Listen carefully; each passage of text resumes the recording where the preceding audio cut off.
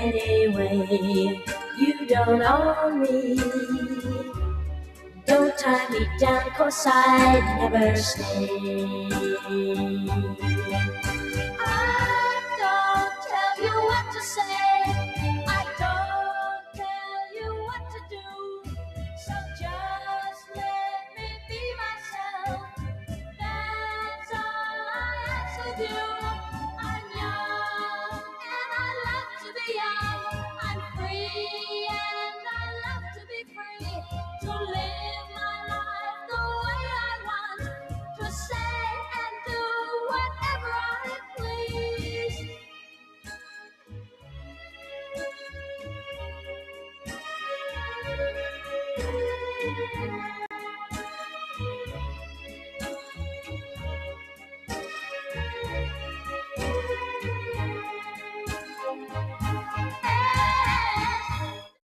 Don't tell me what to do. Don't tell me what to say. And please, when I go out with you, don't put me on display. I don't tell you what to say. Don't tell you what to do. So just let me be myself. That's all I ask of you. I'm young and I love to be young. I'm free. Hello, friends. Do you have a moment so that we may discuss our Lord and Savior Minarchy? No, seriously, I'm just kidding. Hi, my name's Rick Robinson. I am the general manager of KLRNradio.com. We are probably the largest independent podcast network that you've never heard of. We have a little bit of everything, and by that, what I mean to tell you is we have news, pop culture, special events, conspiratainment, true crime, mental health shows, drama productions, and pretty much everything in between.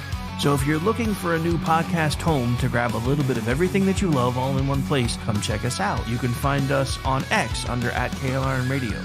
You can find us on our Rumble and our YouTube channels under the same names. You can also find us at KLRNradio.com and pretty much every podcast catcher known to man. So again, feel free to come check us out anytime you like at KLRNradio.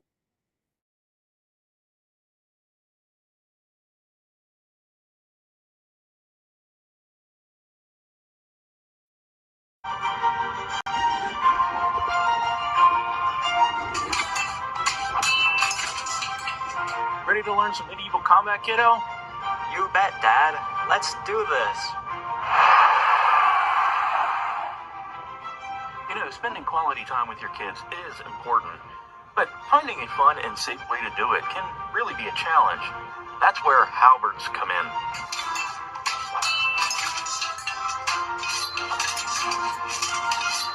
Halberds are the perfect way to bond with your kid while teaching them about history and physical fitness. Plus, they're a blast to play with. So next time you're looking for some family fun activity, grab a halberd and get ready to make some memories. Come on, Dad. Round 2. Halberds, bringing families together one medieval battle at a time. This commercial brought to you by the KLRNradio.com Ad Council.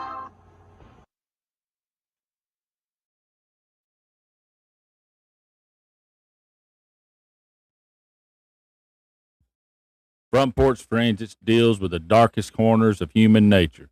This show contains graphic discussions of murder, violence, and the brokenness of the human soul. Listener discretion is strongly advised. But if you choose to stay, well, family, pull up a chair on our front porch, but know it gets real dark here real fast.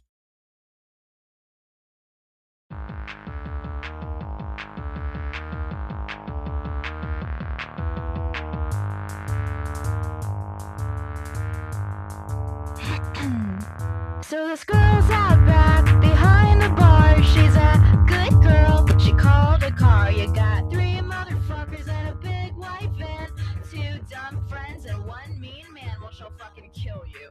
She wins every fight. She's gonna rock your shit by the end of the night. And the only advantage that a killer has is they think they have the right. I listen to a lot of true crime. I listen to it at night.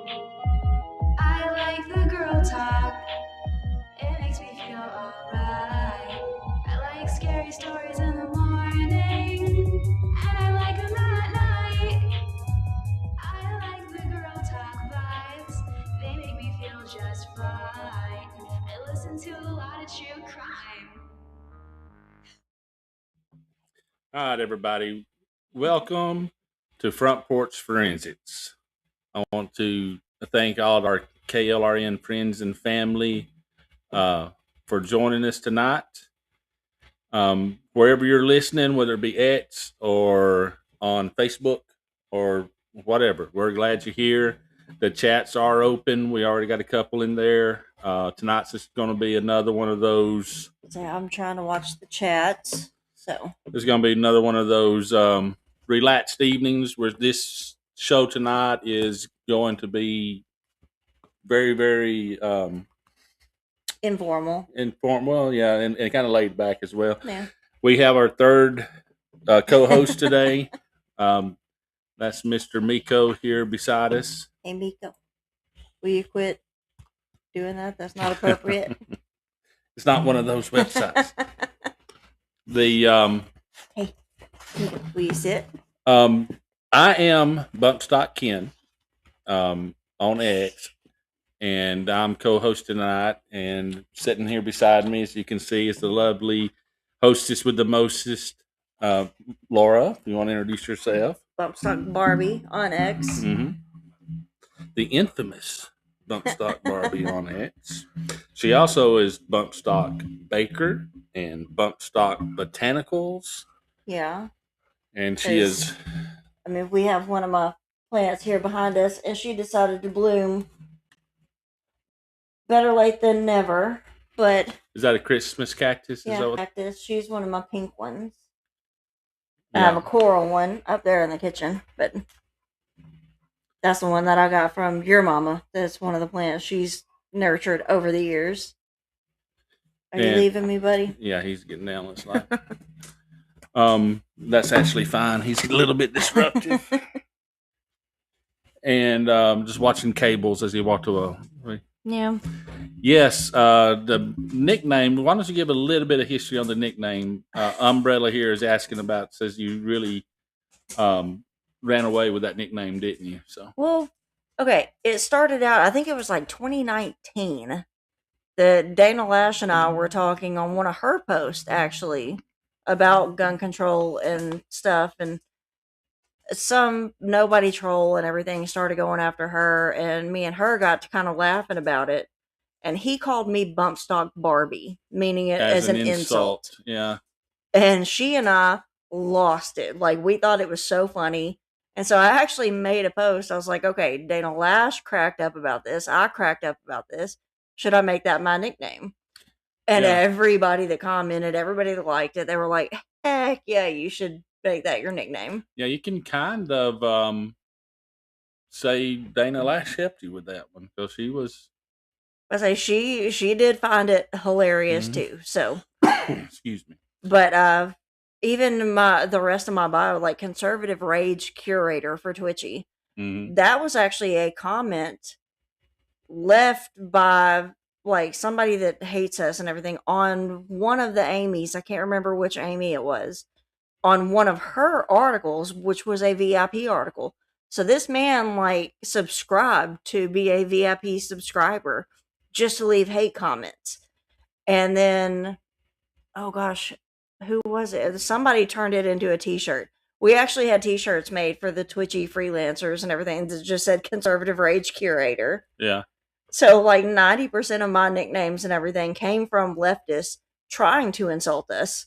And we just kind of ran with it and made it our own. And that's where the Ken for me come from too, because Barbie and Ken thing. Because I was Santa Viking, Viking basically. Santa, yeah. Viking Santa on it, and I was what's it called?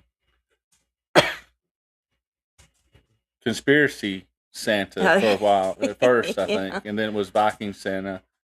And then since you took Bumpstock Barbie, we thought, well, I'll be Bumpstock Ken since I'm stuck with you and I can't get I have no choice about things. So Oh, you have choices. You just don't want to make them. yeah. Like, you actually care. hmm There's nowhere else you want to be. You know Yeah, it. I'm very, very happy, very, very blessed with my state in life. So I'm gonna pull the table just a little bit closer. It's just off enough that it's uncomfortable. Okay. Okay. All right. So, anyways, we've been rambling. Well, that's kind of what we're going to end up doing tonight. Like, Yeah, what we're doing is, if you saw the promos, it is the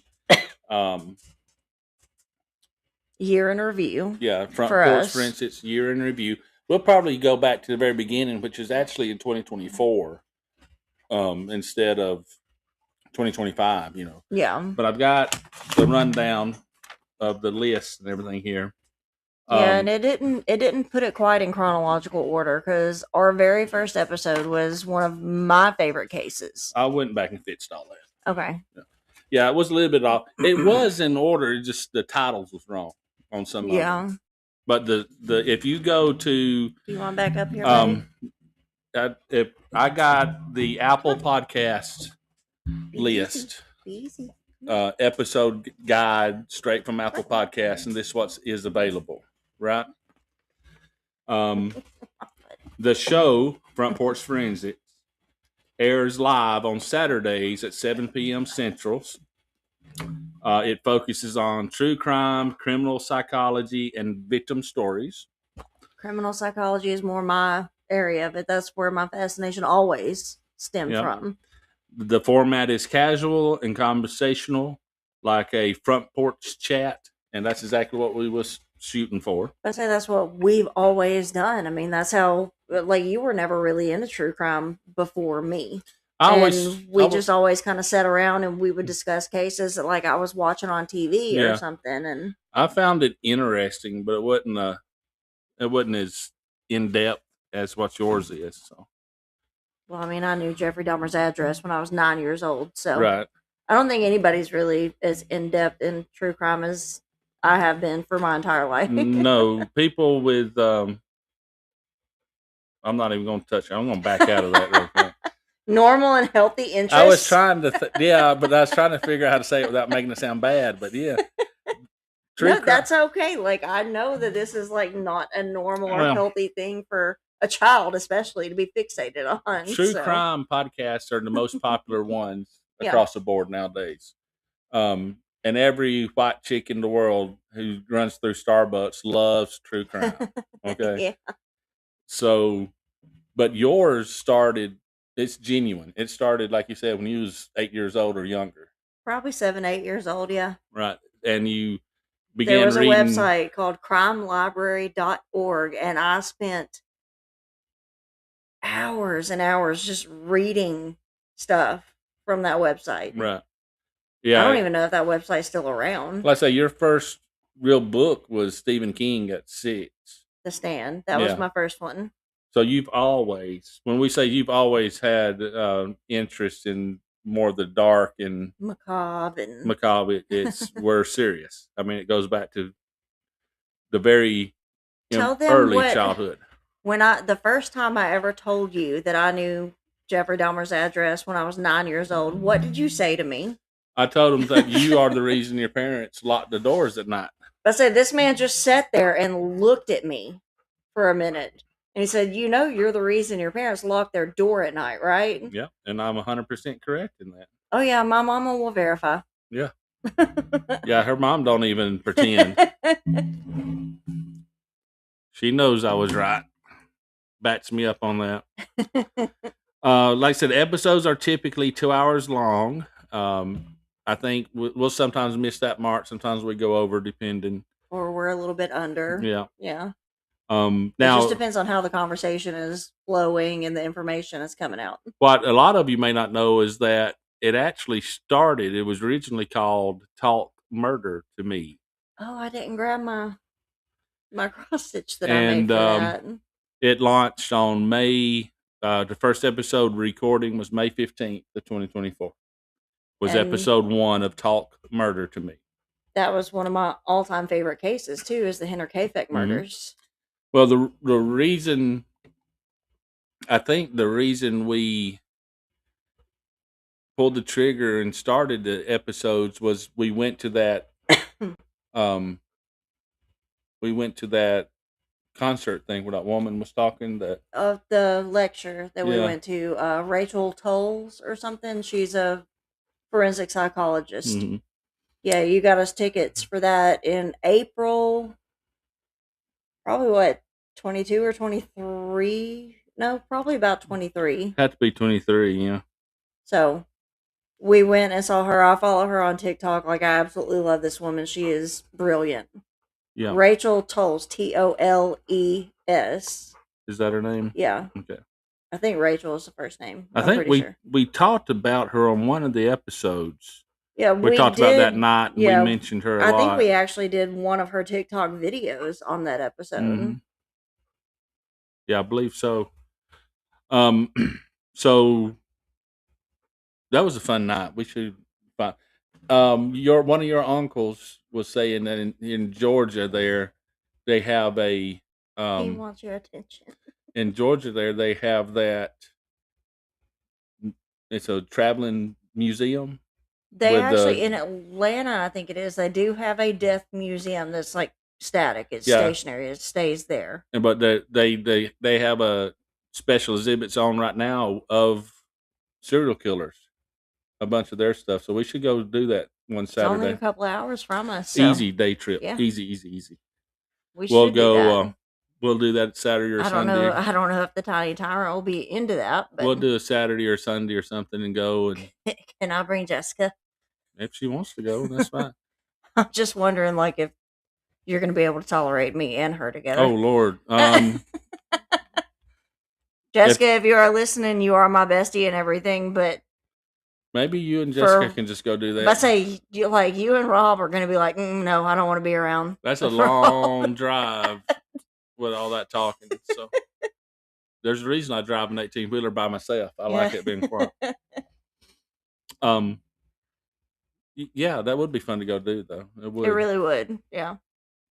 So May 15th, 2024, Talk Murder to Me broadcast debut. The launch. I'd go get him to get that. I may be able to go grab it. Okay. The like I said, the original episode debuted on that Saturday, March 15th. It was under the banner "Talk Murder to Me," which going to get something that I made for that. Which we thought was pretty fun. Go ahead and put him up when you go in there. And we thought it would be a cute name, Talk Murder to Me, and there's a reason we thought it would be a cute name. We'll get to it in a minute. But yeah. Oh, Loris Stitches on X. I think it's Bump Stock Stitch or something. Bump Stock Stitch. That was another one of her. It's a whole brand, the Bump Stock Yeah. thing. But I do cross stitch because my grandmother taught me when I was younger. And it's really good for my anxiety. And I don't know if it'll show all the detail and everything, but See. I made this for the show. Yep. I think it turned out really well. But it's got this. I mean, it's got like the evidence markers. There's even like a little finger in a jar, and the crime scene tape, and blood spatter, and yep. Be quiet. But yeah, Talk Murder to Me was the original name, and we done a few episodes on that until we got a. You might as well let him out. I'm not squeezing past our desk. The Miko, be quiet. They threw a what's that thing where they do the reviews? Yeah. That there was another show out there that's already established with the same name. Yeah. So we decided we need to rebrand it. But it was so funny. Like, we were trying to do the rebranding, trying to come up with something. And then Daniel sends me, he's sending me texts and everything, like, while he's waiting to unload and everything at work. Because there's on July 28th, we actually did a rebranding special. Okay. So So under Talk Murder to Me broadcast, it's still us, just different name. On the second show, May 29th, is the one about Jeffrey Dahmer. The monster. Oh, well, let's go back to the debut. The launch episode under original name was the Hendrick Hinter murders. Kafik murders. Hinter Kafek, not Hendrick. Well, that's what it was. That's how they've got it wrote down on. Okay, well, I'm telling you, Hinter Kafek, Hinter Kiafeck, Hinter Kafek murders. And it's in like Germany and stuff. Yeah, so you can recap that for a minute. You had a guest with you that night. Aggie was on with us that first night because I was super, super nervous. Like, Rick reached out to me and everything because KLRN didn't have a true crime show, and I'm obviously obsessed with true crime. And that was my debut and everything. It was originally only intended to be like me, just recapping cases, but I was so nervous, and Aggie agreed to come on with me and talk to me about it because she liked that case too. So we had a really good time until the end, and I was sick at the time. A couple of years ago, at that specific time, I was actually sick, and I have a coughing fit, so we have to like mute the mic and everything. And I was like hacking my lungs up and everything, and just pointing at Daniel like, "Come on, and talk to them for me." Yeah. So I step in to do the in memoriam because it's right at the end of the show to do the list of to do the list of the victims and everything. And I step in to do that, and that was kind of my debut. How I got, because like again, I wasn't going to be in it. I say you were there for moral support that night, like Yep. You and the Tiny Tyrant sitting there hanging out with me and listening, and yep, it was it was a good show. Like I said, I was not planning on being part of it at all, so but it worked out that yeah. The next week we decided that I would sit in and help co-host. Because I mean that's kind of just how we live anyway. Like when we moved up here, even before we moved up here, sitting around outside on the porch, either back porch, front porch, whatever it was at the time, wherever we lived. We'd have music going, whatever we were drinking at the time, and just conversation flowed. And sometimes it just ended up being my true crime fascination, and we would sit around and talk about stuff like that. Mm-hmm. And that's kind of the whole feeling that I want for this show, is just like a conversation between friends. Yep. You know, even like y'all in the chat and everything, I try to keep up with it and include all you guys in it, because that's what it is. It's just a bunch of friends sitting around talking about these cases. Mm-hmm. There's nothing formal about it. I mean, it's just us. This is just, it's raw and it's real. Yeah, that's what we want too. It's just like we want you to feel like you're sitting here with us and hanging out. Well, see, and that's why, like 90% of the time now that we started doing video, y'all see me looking at my husband, because it's natural for me, because this was always like something we did. Mm-hmm. I mean, we got a sign over our TV that he got a friend of mine down the road to make for me. It says it's a welcome sign above the TV, but it says underneath it, "Let's talk about serial killers." Yeah. Because And even if I'm uncomfortable, like I'm going to bring up serial killers and information that people really don't want to know. Yep. Because And that's my comfort zone there. That's all I know to think of when I can't think of anything to say. yeah, and like I said, you'll see us each looking away, but we're just checking chats and things like that. Yeah. Sometimes on a normal show, I'll be checking But say I've got details, or I'll be checking because we want to be accurate as possible. right. So a lot of times I'll see something pop up on the chat, and another reason why I want y'all to join is I may be wrong on something. You can call me out, and I can check something, or I may have missed something, along those lines. And it's always good to have people holding us accountable, so we can be bringing you the best as we can. But so we've been doing this for 18 months now, basically. Yeah, 18, just about, I think. 19 months, something like that. Since May will be the 2 year mark, 2-year May anniversary. the 15th.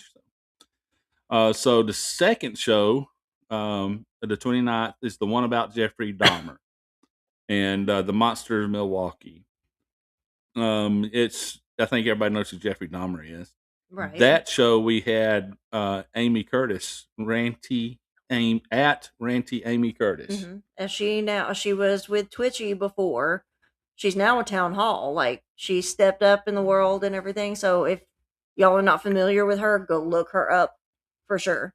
Isn't Twitchy and Town Hall kind of connected though? They are under the same banner of Salem Media and everything, but like Twitchy, where we get to be like snarky and stuff like that, Town Hall is more the like legit, like news side of it, just straightforward. It's the suit and tie show versus the.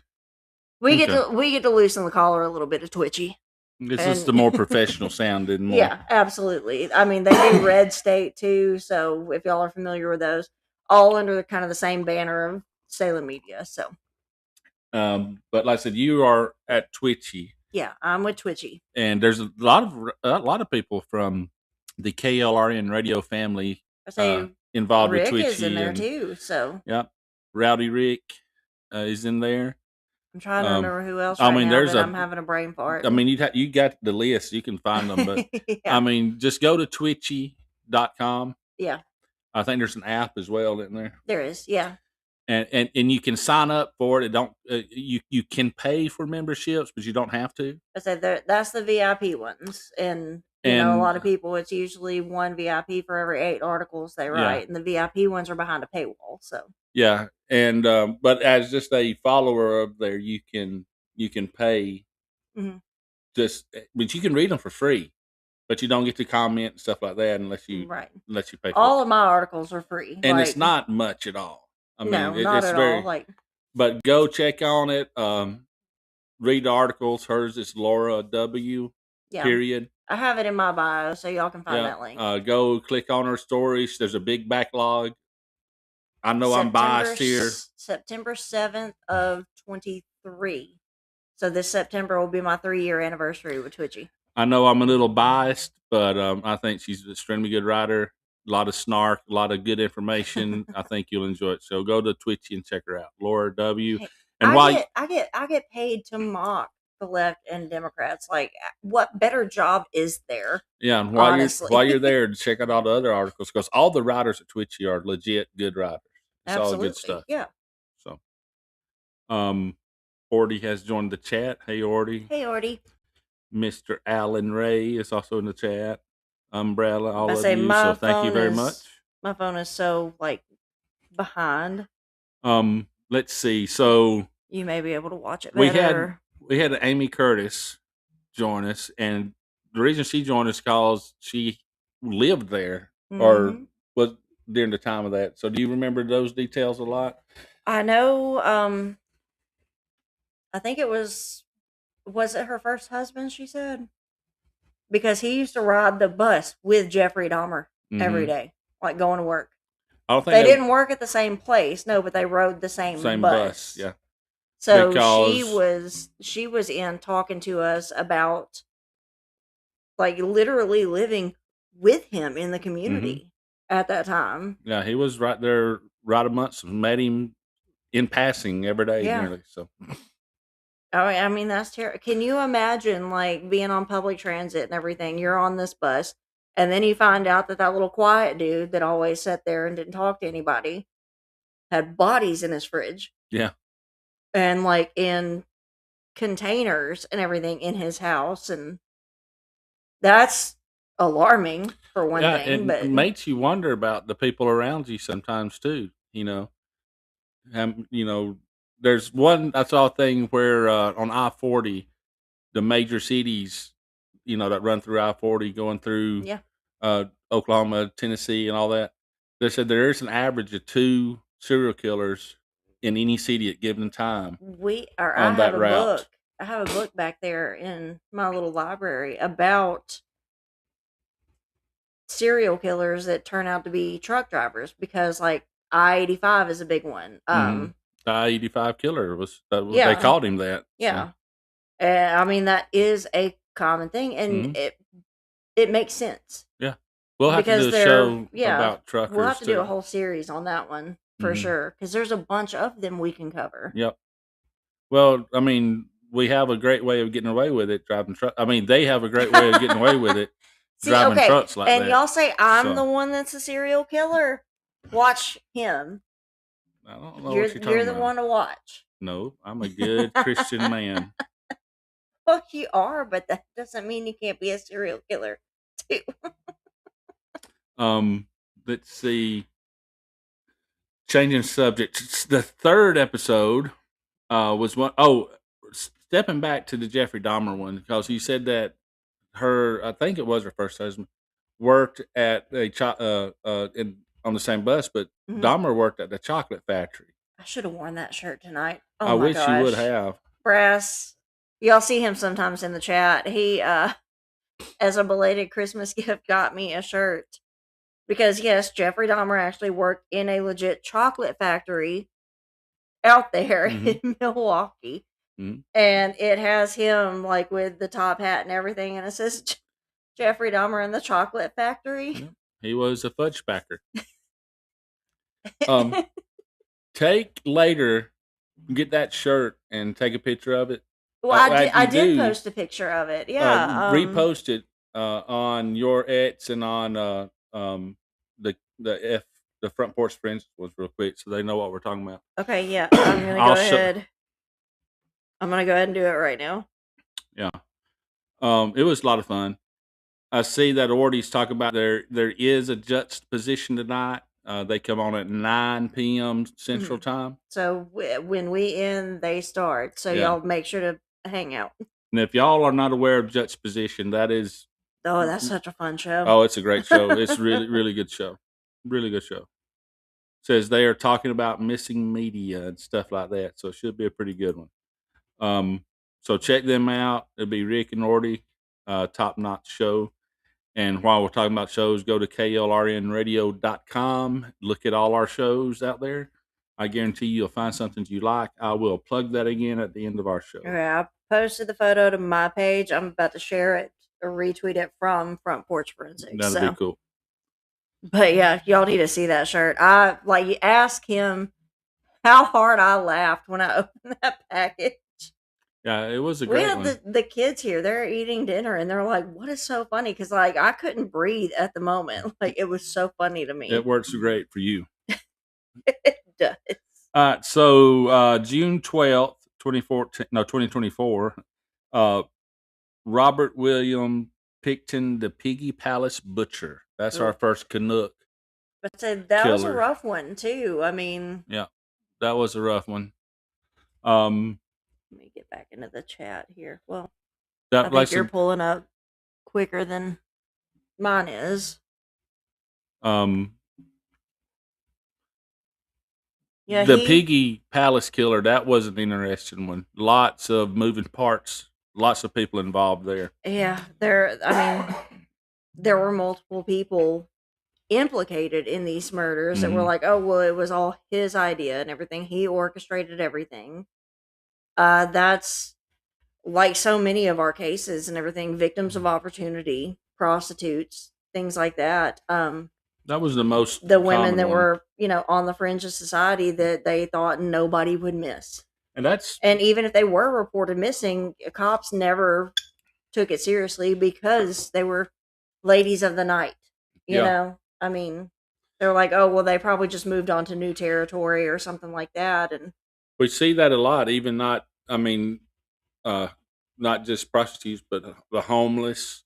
yeah, absolutely. People that live on the fringes, are oftentimes targeted. And there is one we need to do a special on too, looking at is Native American. Oh, and there's a good movie out called, is it Wind River? I think so, with that, what's his name from Hurt Locker, Jeremy something? Renner? Jeremy Renner, I think. Yeah. He's like the cop, and that goes into also, it's worth touching on that on these reservations and everything, they do not welcome U.S. authority, like police, FBI, absolutely nothing. They It's- don't want them involved in those cases. Yeah. And to me, I think that's why so many go unsolved, because these things happen like either outside the reservation for serial killers, especially because they know that nobody's gonna That the law, coordinate and look into this. yeah, And the law enforcement, if they do, they won't get much help. So, yeah. So I mean, and I think that's still, it's not as common as it used to be, but I do think that there is still that animosity between the native reservations, the Indians, and everything, and the U.S. yeah, authorities. that'd be a good one for us to look into, do a show on one day. It's Most definitely heartbreaking want to. too, because I mean, if everybody was willing to work together, we could either find these girls that go missing because of human trafficking or something. We could either find them, or if they are killed by somebody, okay, maybe we can find the person who did it.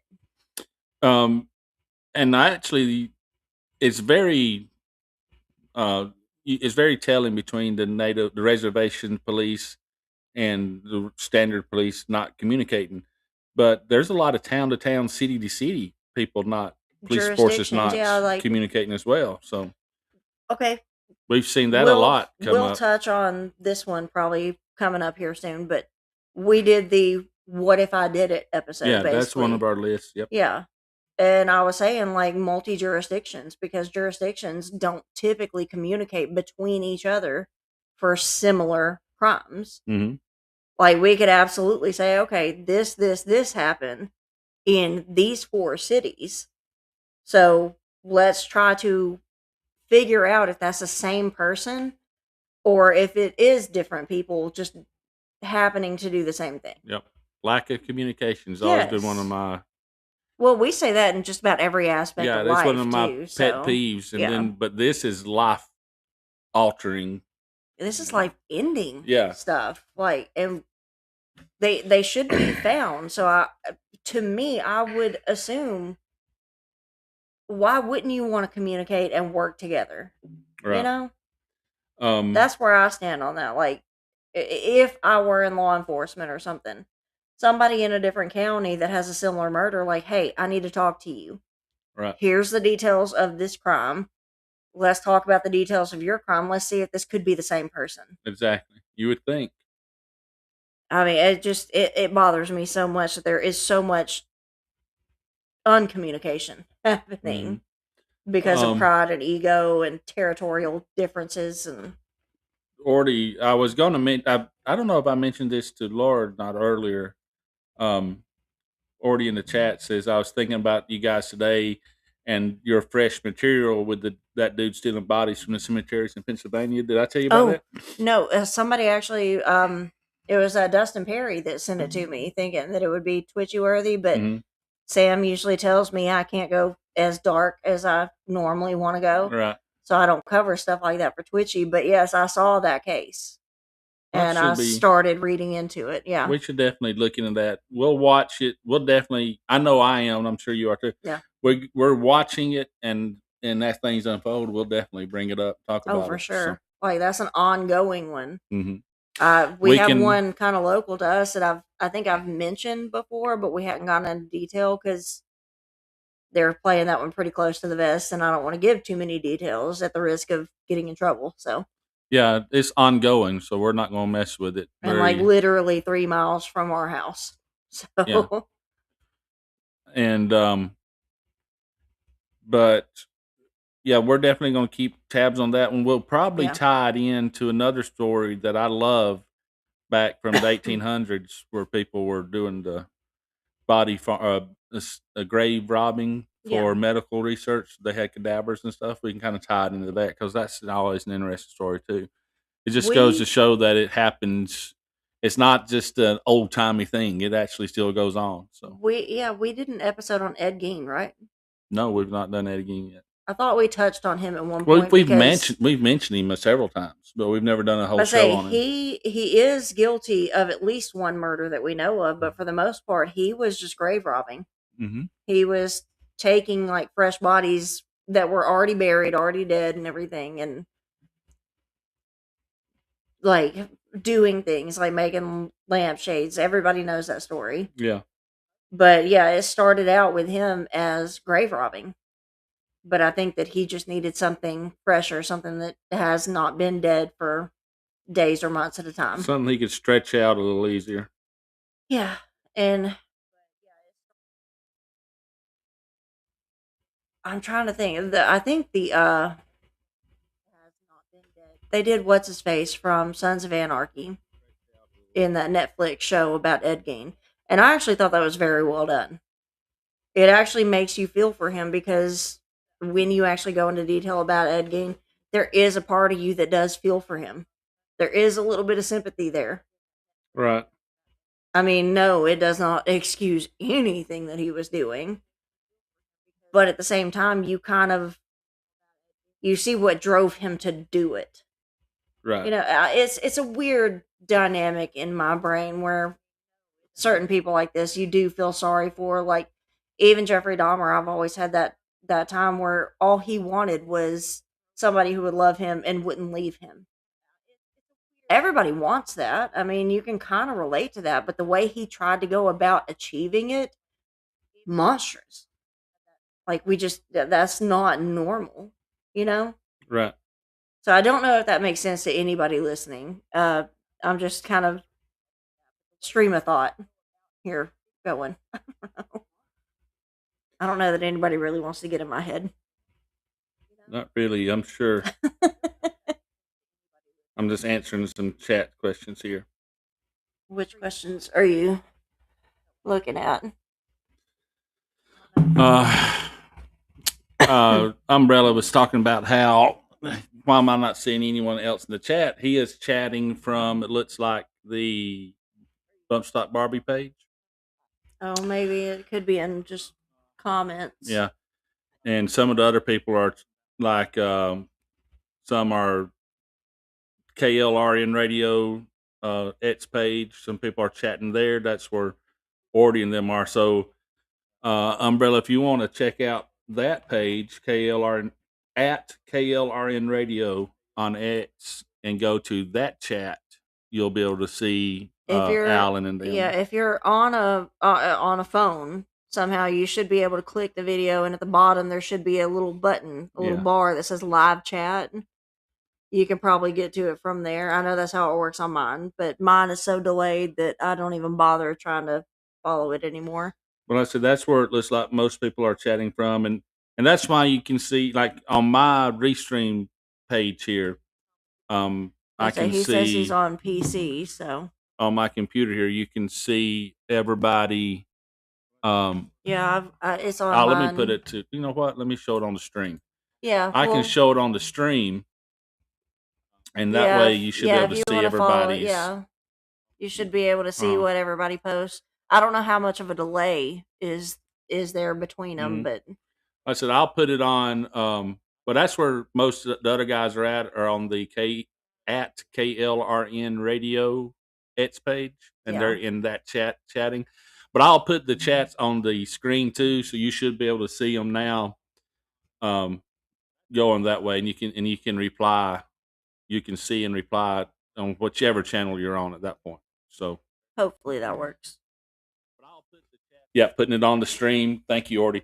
I don't know why I normally do that. I don't know why I didn't do it today, but we got her rolling now. So okay, yeah. It's still only my Uncle Bob and the Facebook one, but we don't usually get a lot of traffic off Facebook on my page either. Check in with him ever so often. So I'm picking up sound back through my headphone for some reason. The echo. I'm hearing the delay. It's weird. I mean, it's fine. It's very, very low. I don't have any other volume on other devices going. I don't know. It doesn't matter. It's fine. I think I may have. Let me mute it on my phone. That's probably because it's tied to the board. Again, you're seeing behind the scenes, nothing scripted. Yeah. This is just us working through stuff. And again, that's the whole vibe that I've always wanted with the show, is just being able to sit around talking with our friends. So we are now 45 minutes in, and we're on show number 4. I get sidetracked. So, June 30th, 2024, Discussing the Anatomy of Evil by Dr. Michael H. Stone. That was a good one. He has Mm-hmm. a 22-point ranking system for the different levels of evil. Like, number 1 is the lowest, and that's your like self-defense cases, the obviously justified ones.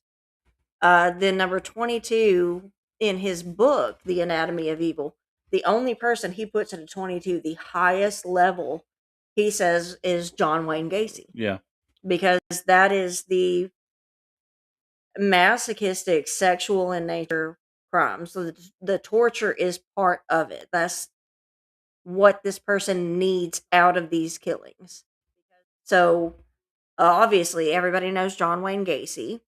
The killer clown, but he never actually killed anybody in clown. Yeah, that's my biggest pet peeve about that. I hate it. But he targeted young men and even like teenage boys at the time. Like I think down to like at least 14 is one of the youngest I think I know of. Yeah, I believe it was 14 for sure. And then, up into early 20s. I mean, he liked a very young subset of men, and he would offer them jobs a lot of times and everything, and then tell them, okay, well, come back to my house, we'll talk about it. So he'd get these boys and these young men back to his home, and he had his famous handcuff So I trick. got to take a cough drop. That's not a cough drop. I'm not coughing anymore. I shouldn't be laughing while I'm talking about what this man did because it's absolutely horrific. His handcuff trick that he did with them. He would get them drunk or stoned or something, either give them alcohol or drugs or something. He gave underage kids alcohol? Yeah.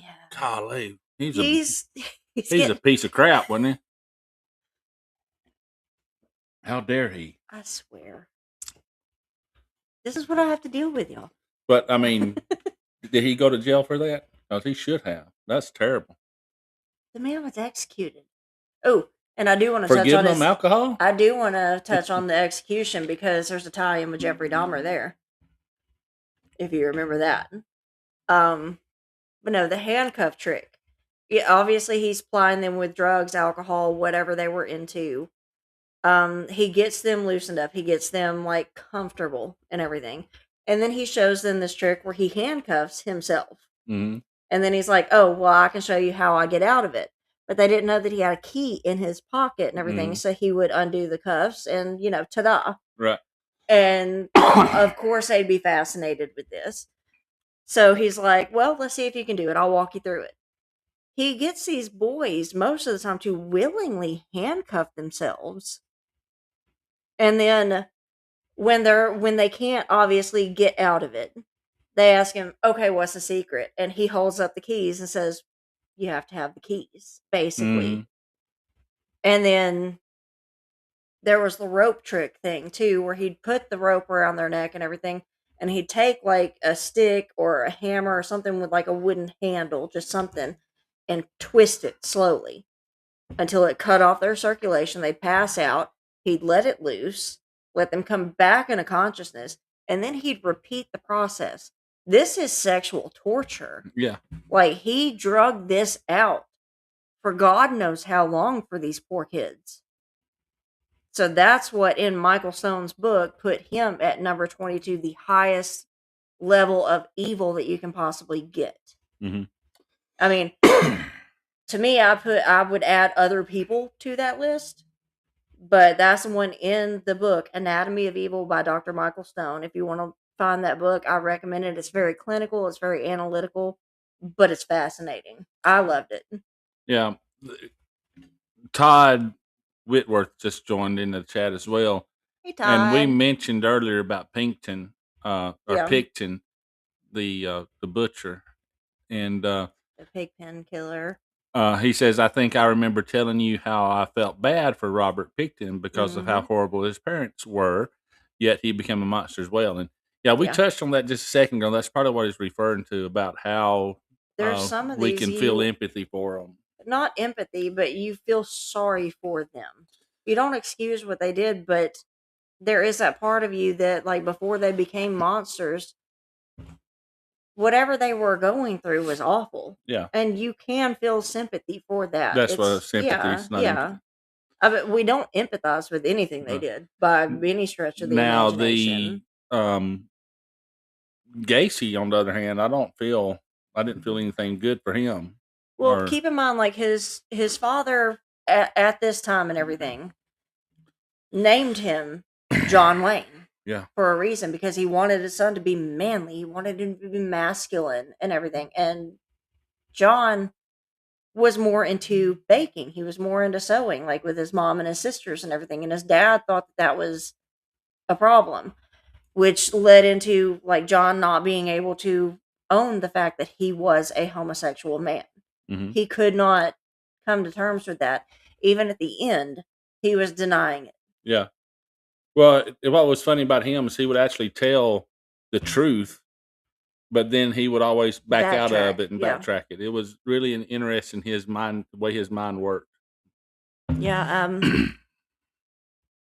I mean, you got to know he wanted to be honest, but at the same time, he still, even then, felt like he couldn't be. Mhm. So, I mean, yeah, that's, you do feel a certain amount of sympathy or pity, maybe is the best word, I think. You feel pity for these men like that. Right. Yeah, I don't think sympathy or empathy is the best word. I think pity is the way to go. Well, Is that's feeling sorry for someone. But I do want to touch on John Wayne Gacy's execution, because the date that John Wayne Gacy was executed, at the same time, same day, same year, everything, just in different prisons, that is the day that Jeffrey Dahmer was baptized in prison. And at the same time, on that same day, at that hour, there was an eclipse. nice. It's so weird to me that those three things like coincided on that day. That's so weird to me. And I always thought that was just an interesting little tidbit. It is a good, Yeah. What's that called? Trivia fact Trivia or fact, something. yeah. Yeah. That But would yeah, be a the good same one. day that John Wayne Gacy is executed is the day that Jeffrey Dahmer is baptized in prison. Mhm. And there was an eclipse that day. I think it was a solar eclipse that day. Yeah. So I always thought that was kind of neat. Yeah, that is pretty cool. And they had like a big Gacy's. Several of them, or not several, but a few of the bigger name serial killers, their executions was a party out in the streets. I actually They had have some I have, shirts and made and everything. So I have the T-shirt for John Wayne Gacy's execution. There was one that said "No Tears for the Clown." Yep. And had like his image on it. And then I have the one for Ted Bundy's execution, which said "Burn Bundy Burn." Yeah, burn Bundy burn. Yep. So I actually have both of those T-shirts. That ended the Talk Murder to Me episodes, because that's when we got the review saying, "Hey, there's another episode. There's one already out there that's established," With and that same name. so we decided we would change the name. We had to come up with something different, and that's where we come up with Front Porch Forensics. Well, you came up with it, So which I remember the day that he come up with that, because we had just been kind of texting back and forth while he was working, like when he has that downtime where they're unloading your freight and everything. And he texted me, "What do you think about Front Porch Forensics?" And I like freaked out. Like I probably texted you like 9 times in a row back to back that day, all excited about that title. yeah, and we come up with the artwork that you can see there, the Front Porch Forensics artwork. Yeah. And we come up with that as well to match the rebranding, as it were. Well, and it has our whole vibe and everything, because we love sitting out on the porch and talking. Yep.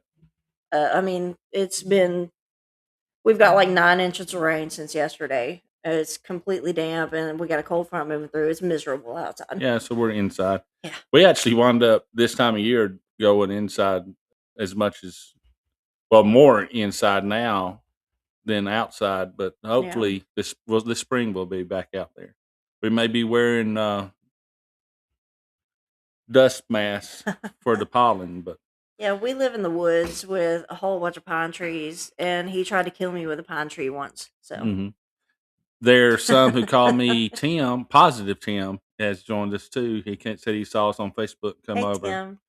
Tim, One of my favorite characters, and I think one of the funnest lines in a movie is when the sorcerer shows up, Monty Python Search Holy Grail, and they're talking about how powerful he is. It says, "There are some that call me Tim."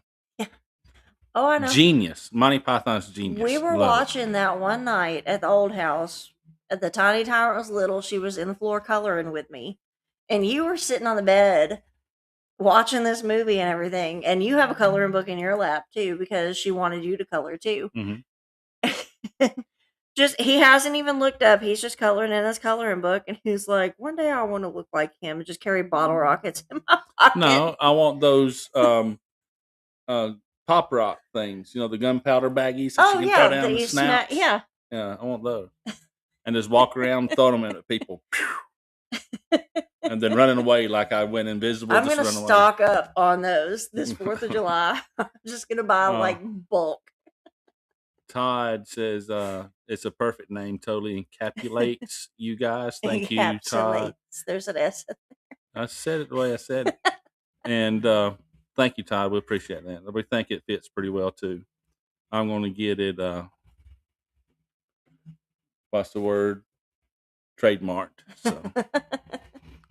So let's see. So we started with the rebranding special. It was just a kind of a casual chat on the show's direction. I don't think we really had a main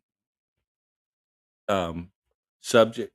I think it was kind of like this. So No, it's true crime in general. Yeah. Like so the one about Daniel LaPlante.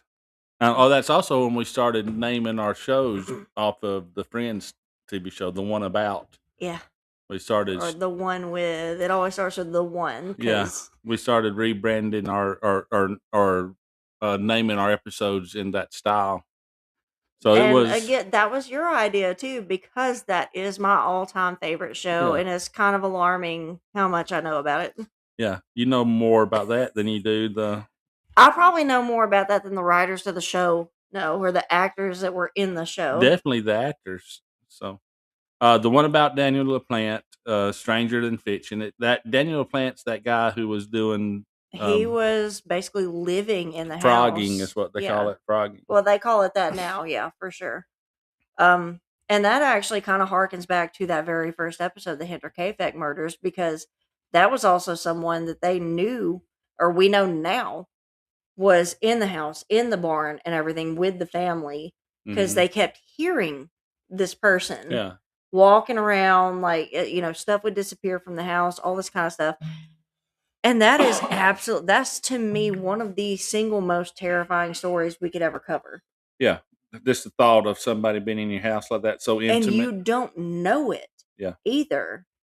Like, that's why I'm so glad we live in the house that we do, because there's no way anybody could be living in the walls. They can't. Nobody. It could be Slender Man, and he's still going to struggle There living ain't in these nobody walls. come past our pond without us knowing with the dogs and everything. Yeah. So, dogs and the cameras and whatnot, we But gonna know that when is- he here. That is absolutely terrifying. And Daniel LaPlante, he was obsessed with the oldest daughter in that case. They went out on like one date and everything, and he just became fixated on her. Kind of like you with me. I didn't hide out in your house. No, but you talked me into moving in with you. So We actually were roommates before we ever got together too. So yep. Then I found out you just wanted me for my body, and I was like, yes. I've always wanted to be treated like a piece of meat. This is awesome. And So- here we are, like over a decade later, and you still like being treated that way. I do. I hope my mama's not listening. The one about mass shootings, that was a discussion on September 7th. I think that's the one where we had We had Carl on. Carl on. I think he's been on both of ours. Yeah, he was on the how do I say that? Let's see. I have Which to one? read it. The Annunciation Oh yeah, Catholic school shooting. He joined us that day too. is that the one that we had? The 3D response. Yep. Yeah. Yep. Okay. Because like the left always tells us all the time, like, you don't care about mass shootings, you don't want to stop them. No, we do want to stop them. We do have like ways to combat this. They just don't involve massive, sweeping, unconstitutional gun regulations and banning guns. So y'all don't want to hear them. But yeah, there actually is resources out there. And at the end of the night, I'll get you to remind me. I'll post his link and everything and his Yeah. handle so people can talk to him too. But Yeah, towards the end, we're definitely all the guests that we can remember.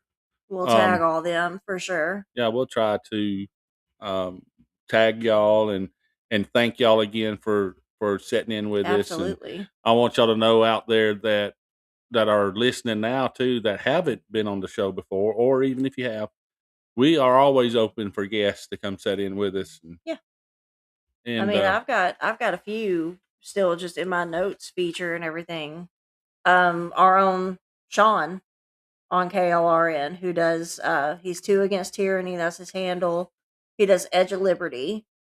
Former LEO and everything. He actually has a connection with the Boston Strangler, so we can me and him have talked about him being a guest on that one. we have a lot of you mentioned being a law enforcement Mm-hmm. officer, retired or whatnot. We have quite a few. Yeah. I know Beezy's another one. So handful of them Beezy's that are. Saloon, if y'all listen to that, he's former LEO to my Yeah. knowledge. Orty just mentioned that's now Orty. That's going to be a fun one. Still got to get me and G for that show you want us for us. Oh yeah, I'm still That's holding gonna- on to that one, Orty, and It depends. It's got to be good weather so we can do it outside. yes, But yeah, 'cause- we have not forgot. We just got to find the right time to do it. yeah. I do like that G was back on the other night. I streamed that just the other night and everything. He was back. I know he always has like a lot going on with work and whatnot. But yeah, it was nice having him back too. I see on the chat that Todd was saying that they live we're on a boat at anchor. Believe me, if someone else was here, we'd know. That's Yeah. probably more secure than us. One of the few people I've Absolutely. ever met that's actually more secure than we are. But I said they actually do live on a boat. That's Like pretty they, cool. yeah, sailboat and everything. They go everywhere. It's been amazing seeing Mhm. some of the pictures and everything that he posts. That's pretty cool. Yeah. But yeah, Orty and G, like I've got to get with you two because I could not think of two better guests to have for this particular case that I have in mind. Now, we'll go through the details with you when we go, but I want to get you guys, if you're comfortable with it, on camera too, so we can kind of share the screen. I think it'll be fun. But that's on down the line. It'll probably be this Yeah. summer before we get to I it. think G still likes to remain anonymous, so he'll have that avatar that he usually uses. That's avatar, whatever. That's fine. That's fine. whatever you want to do. Yeah, But live if- on. He says if we can get them on camera so I can see their reactions. Umbrella says that they used to live on the hill, on the top of a hill in the middle of nowhere. We are not necessarily on the hill. We're kind of on the edge of a holler. Well, But we- there's across the street, we basically live on a mountain. Across the street is the bluff. yeah. I mean, we live on. If you go too far one way, it's the bluff. You come down towards the house, you have to go down the holler by the creek and by the I pond. say it's a big dip. We and have everything, a pond out front. which or I posted techni- a picture in the fog of that just the other day. And so. then we're sided on both sides with a creek coming in to the pond, and then a creek going out on the pond on the other side. Mhm. You got to cross one of the creeks to get back here. There's a bluff on the other side if you keep going far enough. I mean, we have limited ways in. You can come in on foot if you want to, but when we say we live in the foothills of Appalachia mountains, then I mean we're not kidding. We do. It's literal. I mean, We the live in the road that we woods. live off of literally runs the ridge of one of the mountains. So Yep. Yeah, Orty's always anonymous. That's true. yeah, Absolutely. Either way, we want you guys not just in the chat. What I'm saying is we want you. yep. I said they your are going to be voices. actual guests and everything because Yeah. I need to be able to lay out this case for them, and then I just want to sit back and let the chaos ensue. Because I can think of no better guest to have on for that specific episode than them. What exactly is a holler in city boy terms? A holler is kind of it is I don't know what the definition would be, but you have two hills or a mountain. It's the point where they come down and meet together. It's like a valley. It's like a shallow valley. It's like a dip, basically. Yeah, it's like a shallow valley, a shallow, narrow, I'm gonna narrow look valley. up. And when I say a valley, I don't mean like, because he says he's from Southern California, not the valleys you're thinking of out there. This is just valleys that are, just like basically a saddle. There you go. That's a good. Yeah, That's a good. It says one. a holler is short for hollow. It's a small valley or narrow stretch of land, usually tucked between hills or mountains. The word comes from Appalachian English, especially in rural parts of the eastern U.S. So, yeah, like a dead end area surrounded by nature. But yeah, where our lake is behind the house, and I have posted pictures of this. I posted one just the other day with the fog and everything because it's been so ridiculous up here. Coming around that curve where that lake is and everything, it dips, but then it comes back up out of the dip. So that little section right there is the holler. Mm. And we have a bobcat that usually comes back and forth, and she has her kits there. Yeah. Our dogs don't like hearing them cry. No. Yeah, it's nice. We like it. Think in it. Yeah, he said basically a saddle. Think a saddle. Well, no, it wouldn't even be inverse because the saddle kind of dips in the middle too. Let's see, where we at? What about we just mass did Daniel shootings? LaPlante, so. Well, we did mass shootings because we had Carl was on with us, and his handle is at UR _A_smartass Carl or C, I think. Yeah, You're C a smartass for C. Carl. I'll look it up again. I'm gonna tag everybody that I can remember that we've had on the show, and y'all can find all of them there. The one about Edmund Kemper, which is my favorite. And we say favorites kind of loosely. It doesn't mean that we like what they did. It's just what we find the most fascinating to us. He's my favorite. Okay. So let's recap that. He's the co-ed killer. I mean, obviously, like you said, I don't agree with what he did. I just think he's the most fascinating one. If I could interview anybody, sit down with him, I would choose him in a heartbeat. Oh, I think I would too. Because he, even with FBI interviewers and everything, when the behavioral analysis unit started to be formed, he was the one that was always open to talk to them. Like, no matter what they asked, he was always honest with them. Yeah. Again, the co-ed killer, and I do have, and I use this term very loosely again, a fun trivia fact, because after he killed both his grandparents as a teenager, like 14, 15 years old, killed both of them. He shot his grandmother because they were having an argument that morning at breakfast and everything, shot her in the kitchen. And then he waited for his grandfather to come home, and he shot him because he didn't want his grandfather to have to live with the grief of losing his wife. So he shot his grandfather too. Then he has to go into like court-appointed, like juvenile court and everything. They sentence him to mandatory therapy. So he does all that and everything, and he comes back out. They send him back home to his mother. His mother is extremely verbally abusive. He can basically do no right ever since he was a child. I mean, just that's why they sent him off to live with the grandparents, because they just didn't want to deal with him, basically. There's a lot to unpack with his childhood. But his original target has always been his mother. But he did not have the courage or the wherewithal and everything to actually do what he wanted to do. So he took that out on college girls. Now, there was another issue and everything that got him sentenced to more court appointed therapy. And during these therapy sessions, there were 2 psychiatrists, 2 of them, that at the time signed off on him saying that he was no longer a threat to himself or anyone else. And during that meeting, he had a 15-year-old girl named Aiku. I can't remember. Aiko Ku, 15-year-old girl. Her head was in the trunk of his car in the parking lot during this appointment. And they sign off saying he's no longer a threat to anybody. Yeah. I mean, Literally in the parking lot while they are signing off on him. he had so many people convinced that he was harmless that the police they laughed at him when he confessed.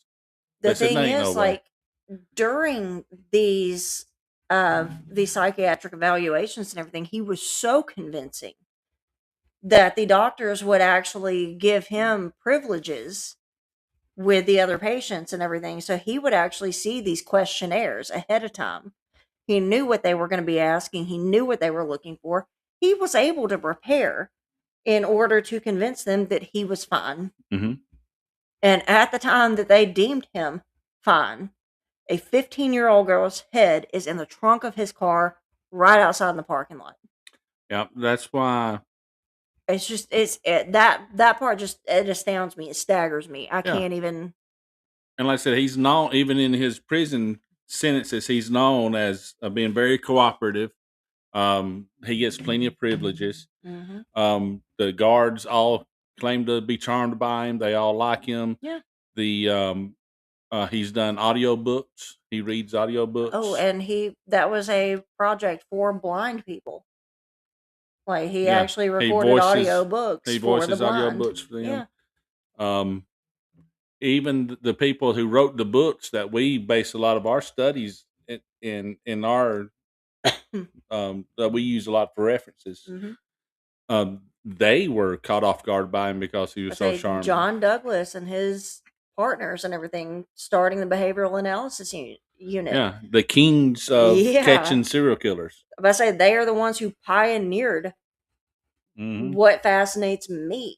Yep. They were like, this man, I mean, we loved him, basically. Yeah, We loved talking to him.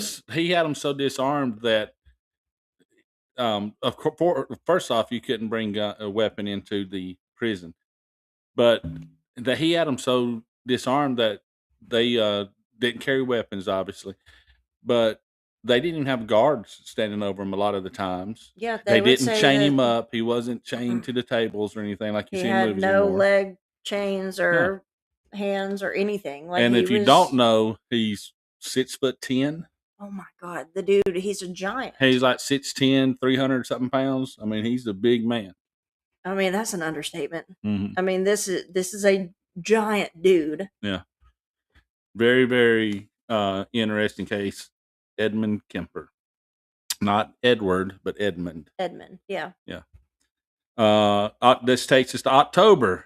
And this is something, October 2024.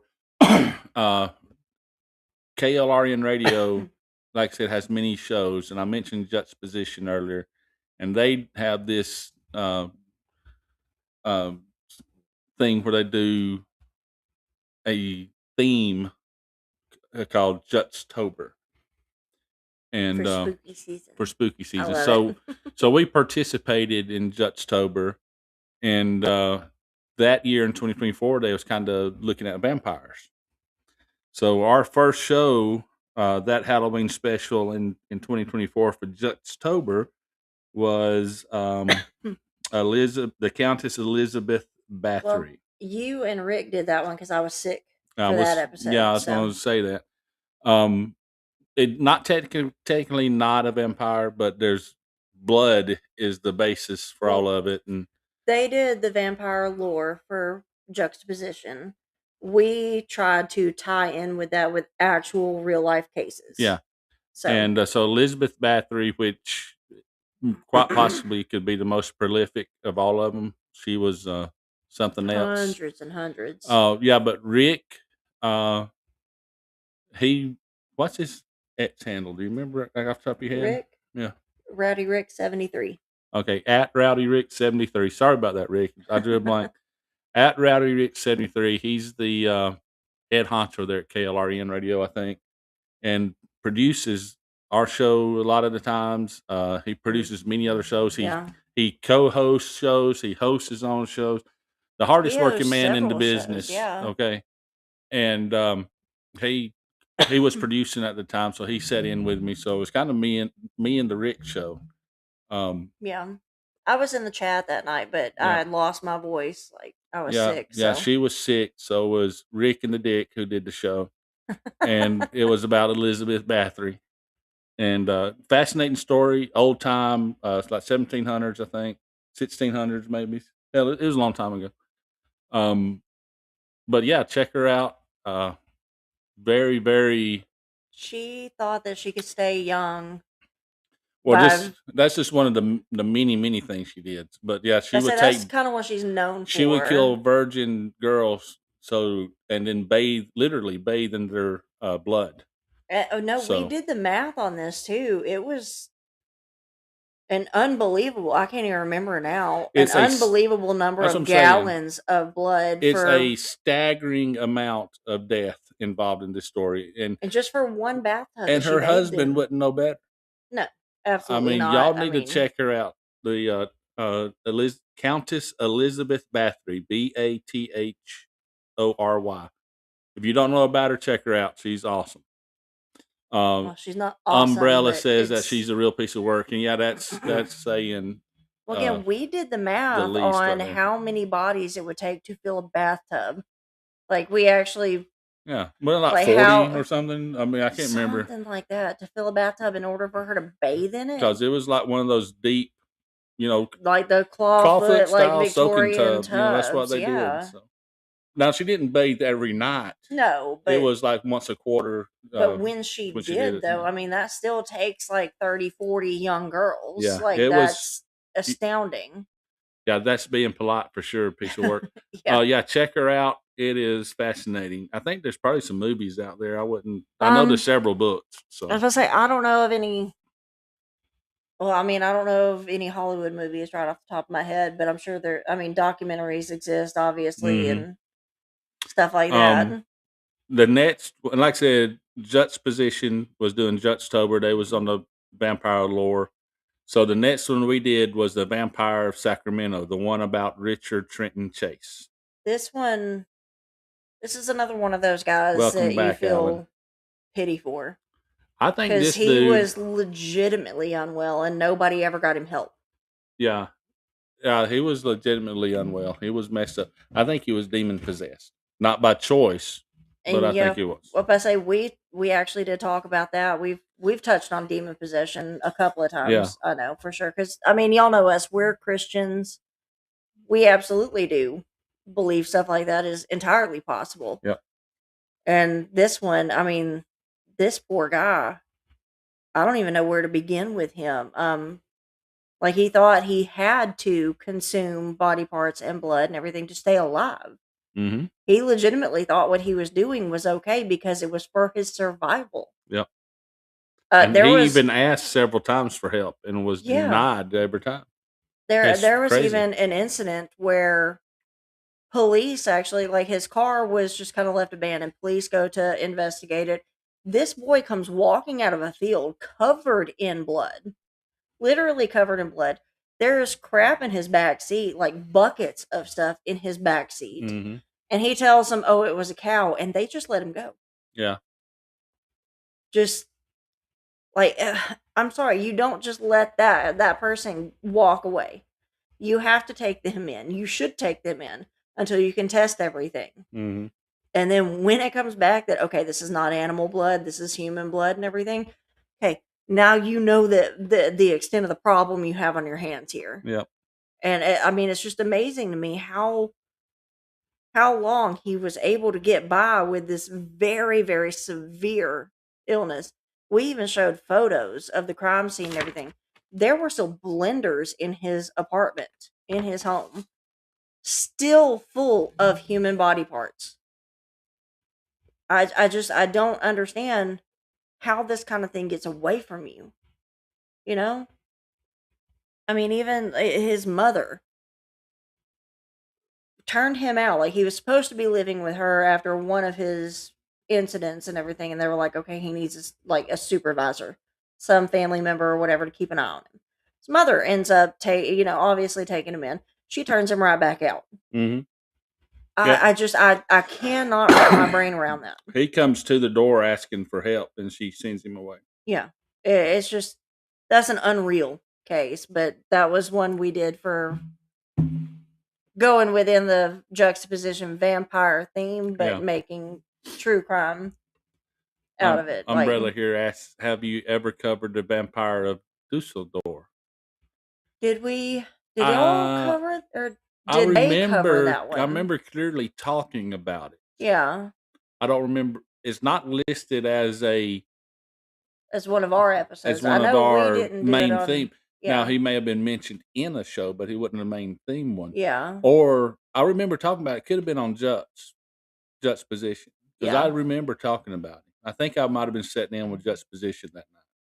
Maybe, because I mean, they at the same time they were heavy into the vampire theme. We tried to find true crime cases that would kind of align with that theme. I think I may have sat in and mentioned and talked about that, but we should do another. We'll look at this October again when we do Real Monsters. We'll definitely look into that one.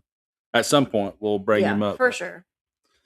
Richard Trenton Chase. The next one was the 26th, right before Halloween. So we did Spooky Story Halloween Special. That's where we shared our own personal ghost stories. Yeah, I talked a little bit about Potter. I talked about the incident at Crybaby Bridge with my brother.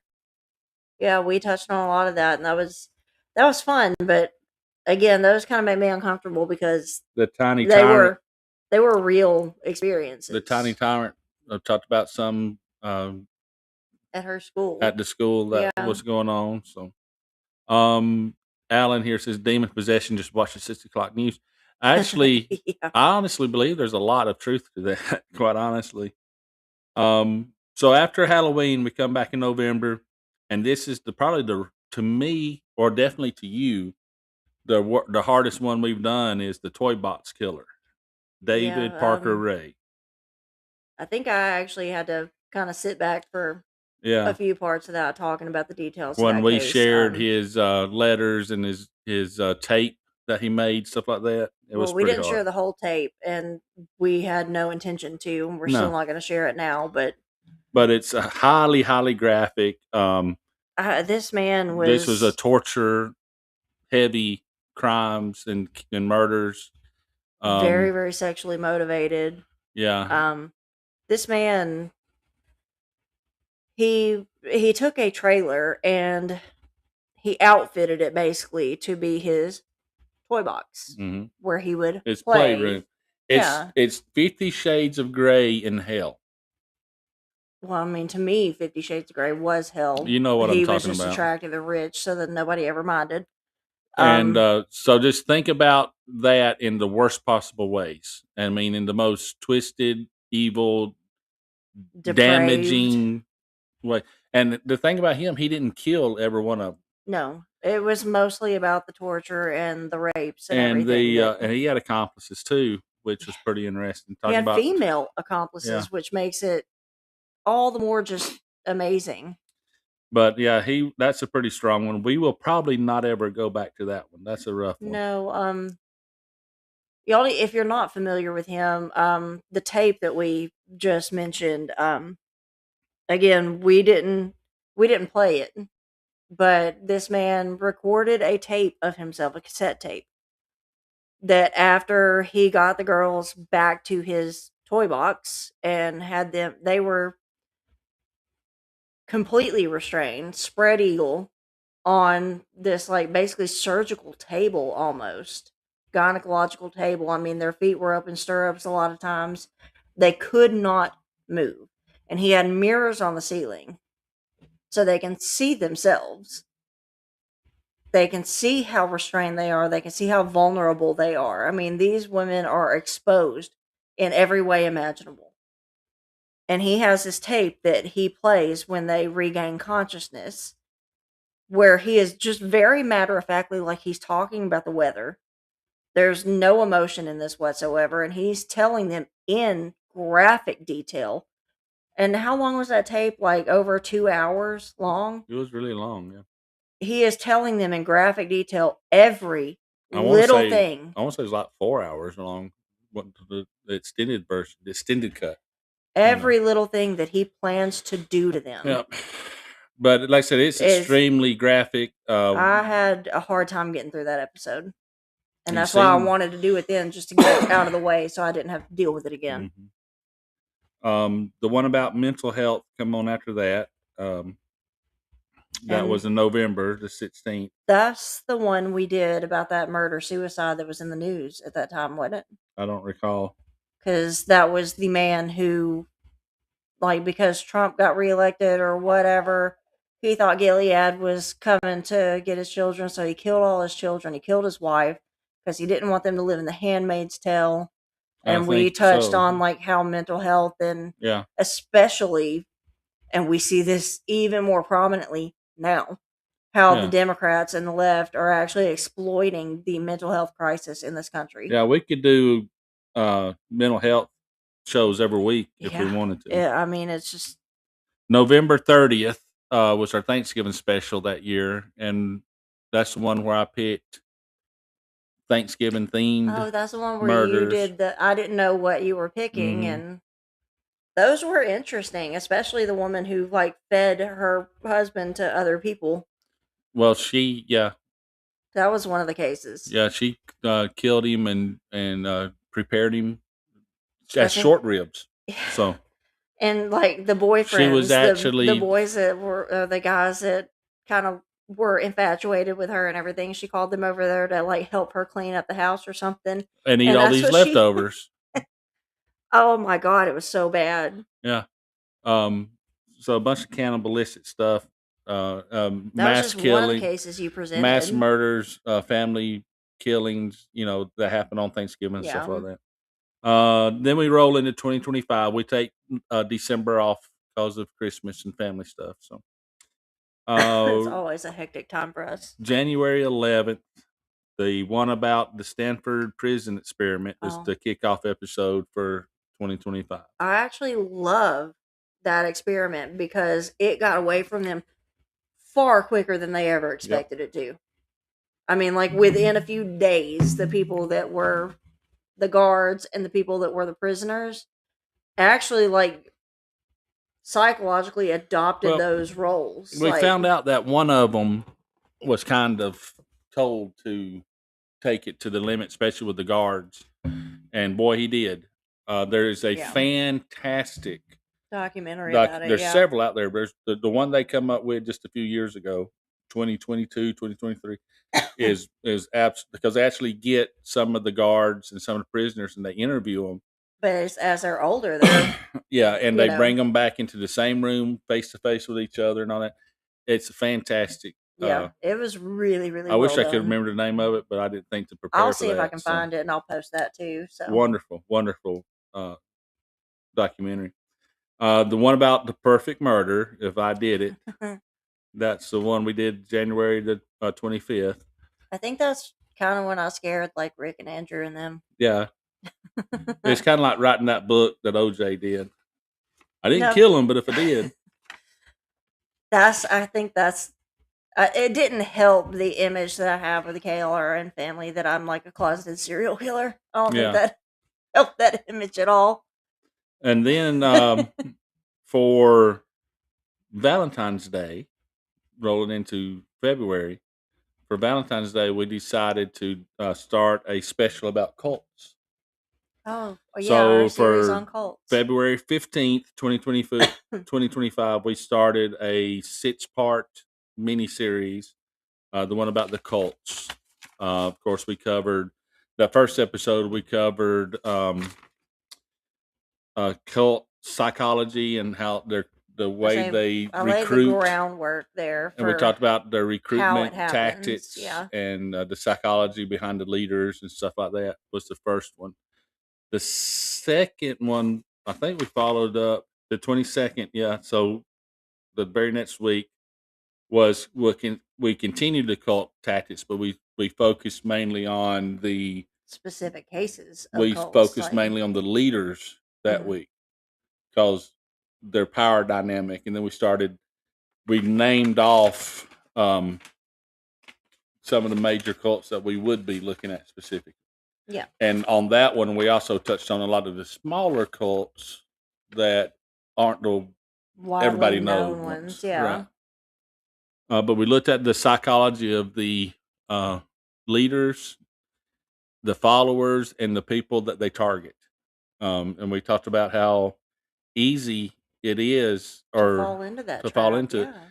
And you see it a lot now, even political leaders as a whole, I think, do it in a way because you see the far right and the far left; those are basically cults now I too. say you see the diehard Trumpers and the diehard never Trumpers. Yeah, Their flip side, like, and I think I actually said this to somebody the other day on X, because somebody like calling me far right or something. I said I'm not far right. I'm just a normal person. But the far right and the far left, they're flip sides of the same idiot coin. yeah, and I will say this though that there's one political party that is ruled by feelings and emotions, and they can get riled up to do some crazy things, And we are now seeing this. and you see it.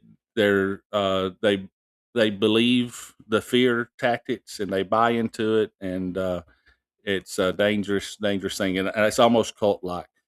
And I know that the blue side say that the red side, that's their favorite go to, that they're brainwashed cults. So you get to see the same. Yeah. You see that old analogy when they point a finger that Or pointing or back at pointing back at you. you. You see that all the time. No, I didn't do that. You did it, and I didn't say that. You said that. It's become such a standard to twist words around, and people believe it because they want to believe it, and I Mhm. think that's why cults work. Yeah, Because people, absolutely. They're telling you what you want yeah, to hear, what you and then want to believe. you buying it too much that you actually trick yourself Like, into you're believing it. no longer listening to any kind of objective evidence, any kind of facts. You're just believing what has been told to you because that's exactly what you want to Yep. hear. Then so the part 3, we really focused on Waco, Branch Davidians. Yeah. We looked pretty heavy into that one. We had a few brought on a good discussion in the chats and in the messages later. Is because there's kind of a split in people's feelings about who was right and who was wrong in this between the Branch Davidians and the government, because of the way it went down. And I see both sides of it. I I was going to say, understand I don't think that we ever, like, controversy. obviously, I don't know. You may just have to go back and listen to that episode because there's so much that goes wrong on both sides Mhm. of that led to this just like mass Right. killing by the government. You can. There is a good reason for that split. And yeah, like I said, we touch on that and we discuss it too. Again, I pulled this episode list off of the Apple. What is it? iPod or not iPod? Apple Podcast Yeah. app. You know, it's there on Spotify and all that too. But it is called. It's on March 8th, 2025. It's called The One About Waco. Real easy to find. You can go back and check that out if you want to listen to it. The following week was the one about Heaven's Gate. James Applewhite, or Yep. what's his name, James? And then the following week was the one about Jonestown. Jim Jones Yep. in Guyana. And then we ended the 6 episode miniseries with the one about Helter Skelter, Charles Manson's family. Yeah.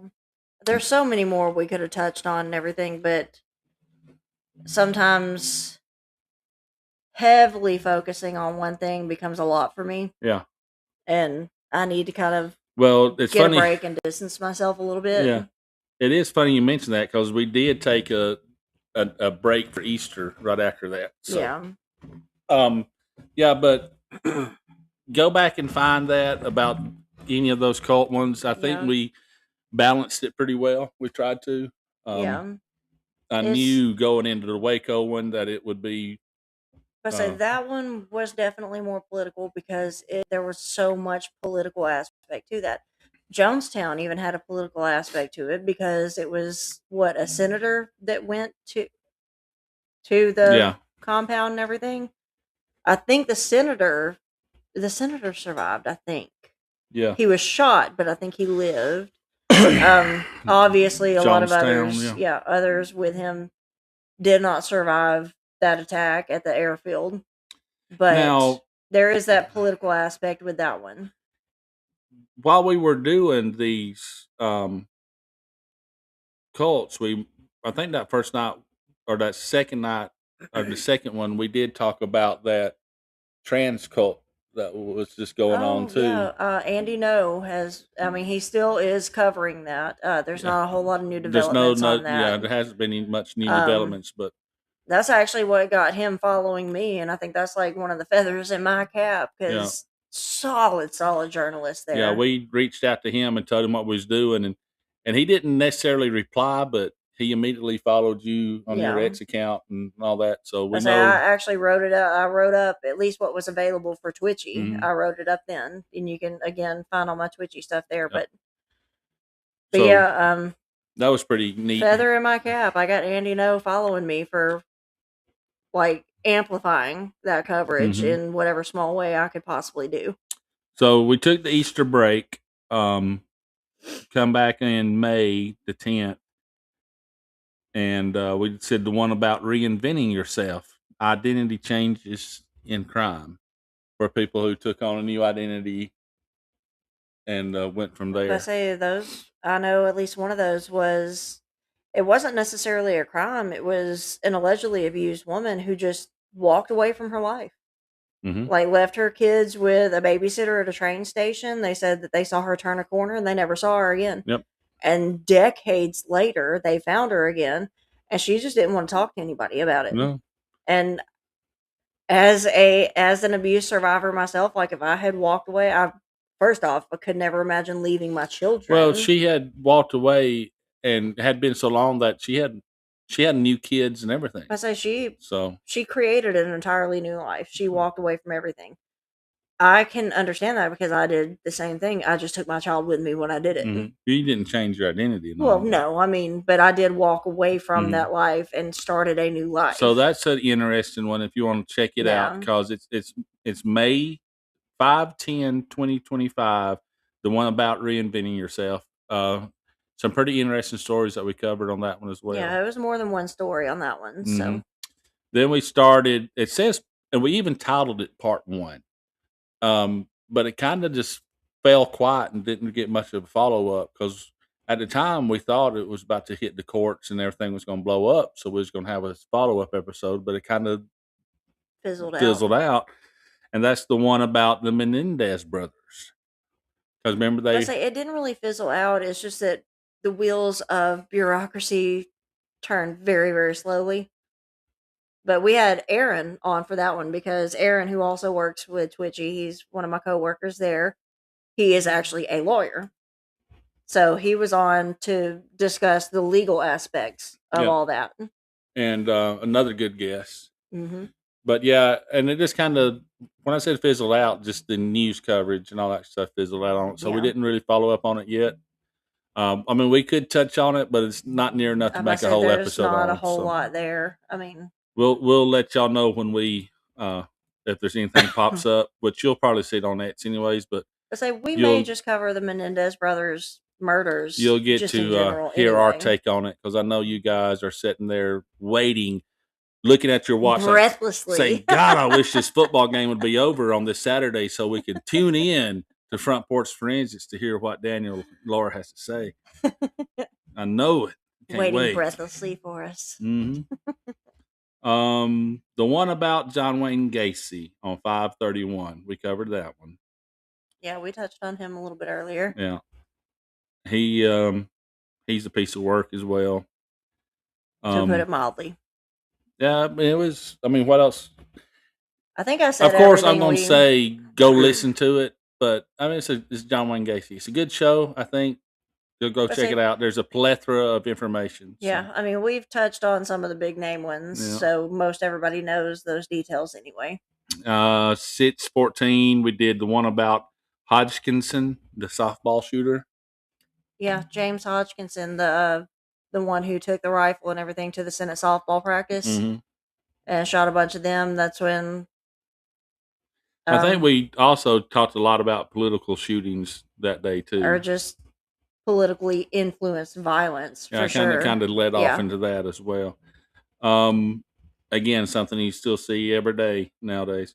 The one about the Candyman, Dean Coral. Yeah. We've done that one, which I didn't really know about him until I started doing the research on him. Another one that had a lot of influence over others and had people working with him. I mean, some of those boys that were working with him were his victims. Yeah, and he actually gets taken out by one of them. Interesting story. Go back and check it out if you hadn't heard about it. The one about the Candyman back in June 21st of 2025. Yeah, Dean Coral. Yeah. And it's Dean, Dean. Coral is Corll. It's kind of a weird spelling. Yeah. Coral. It's kind of like how, like on The Walking Dead. I knew you were going to go with Rick on The Walking Dead. How Rick says Carl. Coral! Yeah. So, Dean Coral. July 26th. There's a big jump there. 6/21 to July 26th. So we missed a show at least. Don't know what was going on, but Probably 4th my of July birthday. type stuff. Either way, we missed. Or we may have had a show, but it's not uploaded. Yeah. But whatever. I don't remember exactly. We've done a ton of them, and we try to keep up. But we done the one about Brian Kohlberger. Yeah, he was the Idaho college killer because he was in the news right at that time. Again, so it brought that case right back to the forefront of the news for everybody. But he was the one, that killed all those people in that off-campus apartment. I haven't prepped her on what we was doing, so she's remembering all this off the top of her head. She knows all this stuff. No, he was the one, he was actually studying criminology and everything. Because I was sitting there saying during that episode, like, how do you study this and not know the traps and pitfalls that the authorities are going to be looking for? Because he left a weapon behind at the scene. Why are you looking at me like that? I don't recall any of this. I don't remember his name. I don't remember any of this. Okay, if I show you his picture, you will know who he is. I doubt it. I bet you would. How long have we had those curtains? That is true. Brian Kohlberger. Oh yeah, I do remember him. Okay, I told you. He's that weird looking dude. Yes. Yeah. Show the camera.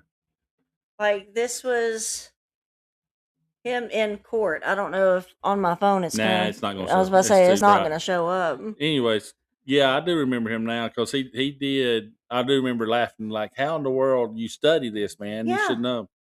Yeah. I told you you'd remember him. Yeah. I got fired up on that episode. Now, episode 30, which is August the 9th, 2025. We did an episode on her birthday. The one about Alyssa Lamb. We did. It is our top rated show and had the most episode re-listens afterwards too. This is the debut of the Tiny Tyrant. And this is one of her favorite cases is Alyssa Lamb. At the Cecil Hotel. Yep. And she talked about the elevator game. She told us how that worked. She talked about the conspiracy theories. We showed the footage of Alyssa in the elevator looking like she's watching somebody or trying to avoid somebody in the hallway. And it's just a very bizarre case. But the Tiny Tyrant is fascinated by that Yep. one. So she wanted to do that one, and we did. And it was August 9th because that's actually her birthday. So I wasn't going to share that part out, but yeah. well, they know that And because I she, posted about it on her birthday. so she co-hosted it, obviously, but I mean, She was led the charge on that she one. was very. Yeah. I wish we could talk her into doing more episodes, but she has her teenage life going on. She was supposed to do an episode with us tonight, but Yeah, hopefully we'll do it next week. yeah. Then we went to the one about Annunciation Catholic school shooting. And that's when we had Jason and Carl on, I Mhm. think. Because Jason is with the 3D responses. And again, for anybody watching, this is a phenomenal solution to school shootings. Like, it will amazingly reduce any kind of fatalities and everything, protect everybody. It is actually an amazing thing. So go find that episode for sure, but I'll link Jason and his website later on. Yeah, that I remember. I'll touch back on that in a minute. We'll Okay. talk about that at the end. Yeah, we got about 10 minutes. Alyssa Lim, Enunciate. Yeah, we talked to them about that stuff. Mm-hmm. The one about the Green River Killer, we followed Gary up on that Ridgway. one. Yep.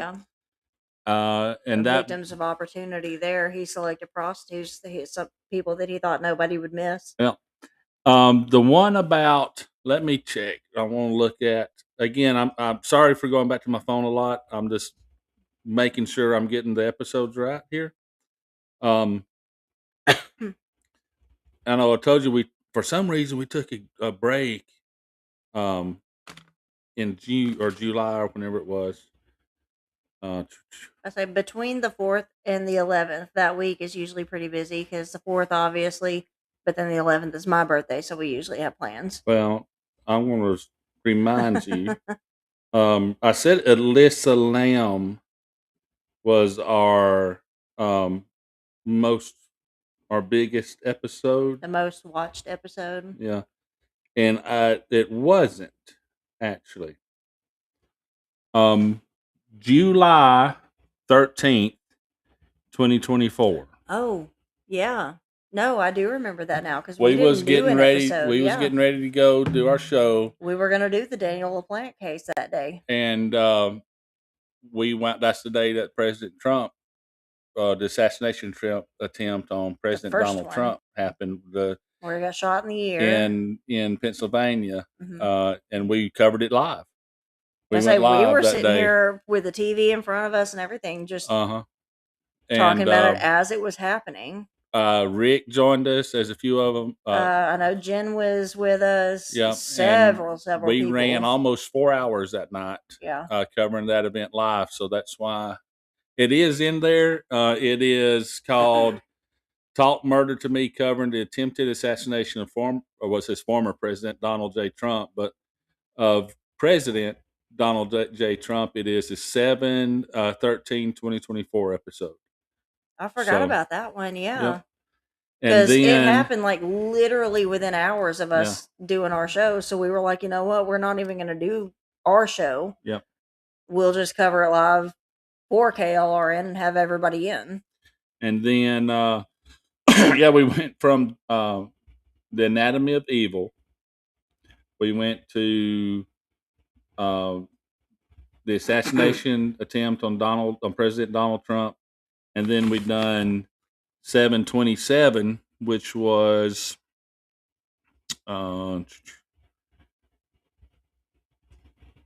the nature versus nurture episodes. Oh, We had covered Zelda on those as for that well. one. Yeah, we had Zelda on that one, which was a fun night. Yeah. Y'all do a show, you two, sometimes together, or like a Spaces. Yeah. Total effing chaos. We need Yeah. to bring that back because that's fun. Yeah, that was like I said on my paperwork for Rod Red, my printout. I went from June 30th to July 28th, and and then August 10th. I'm like, I Yeah. know there's something going on there, and that's those were those breaks. I don't know why I didn't print it out, but yeah. So we covered those as well. Some pretty big news events, which was I was honored to have. We had a lot of people join us that night Yeah. live. And I mean, that and a lot one of for us followers being and basically a stuff, brand so- new show, like Rick trusting us to carry that live on like 4 front porch forensics and everything. Yeah. That was a huge deal. Yeah, I hated what it was, obviously, but I yeah. was proud to be able to do that and have you guys come and join us and trust us to carry to it carry a little that. bit. And but yeah, we had a bunch of people on. We were all talking about it. We were all like literally watching our own TVs and everything and talking about the news as it was unfolding. Mm-hmm. Then we have